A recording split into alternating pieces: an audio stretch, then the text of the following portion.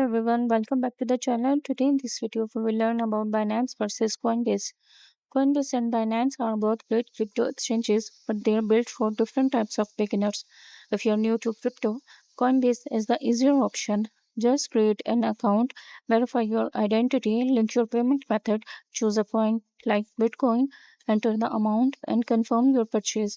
The platform is simple, beginner friendly, and guides you through every step.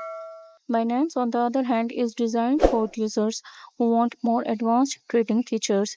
After creating and verifying your account, you will need to use spot trading, choose a trading pair like BTC, enter the amount, and place your order. It offers lower fees and many more cryptocurrencies, but it can feel for beginners. So, if you want simplicity, go with Coinbase. If you want lower fees and more trading options, Binance is the better choice once you are comfortable with crypto.